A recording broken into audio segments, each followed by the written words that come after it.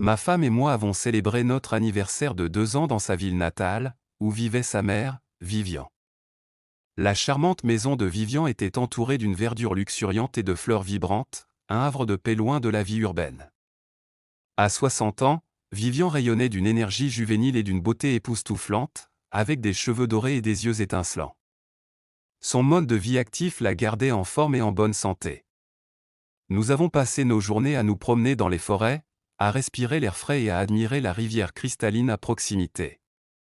Vivian partageait des histoires inspirantes lors de nos promenades matinales, comme celle de la façon dont elle avait surmonté son divorce à 40 ans.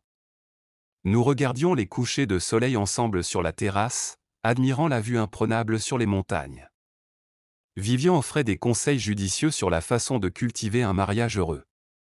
Sa nature attentionnée m'enveloppait, mais j'ai réalisé plus tard que c'était plus complexe. Nous avons organisé une fête pour Vivian, célébrant notre anniversaire. Le champagne m'a affecté fortement.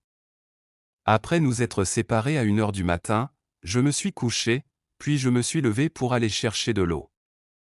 En revenant, je suis entré par erreur dans la chambre de Vivian, où des bras doux m'ont entouré.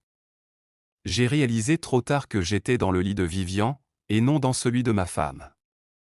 La panique m'a envahi alors que j'essayais de justifier l'erreur. Vivian m'a calmé en disant « Les choses n'arrivent pas juste comme ça ». Je me suis rapidement retiré dans ma chambre, me sentant secoué. Le lendemain, j'étais renfermé, incapable de croiser le regard de qui que ce soit. Mais avant de se coucher, Vivian m'a chuchoté « Je t'attendrai ce soir ». La peur a cédé la place au désir, et je me suis faufilé jusqu'à sa chambre. Cette fois, notre rencontre a été passionnée et intense. Pour le reste de notre séjour, je me suis rendu en secret chez Vivian la nuit.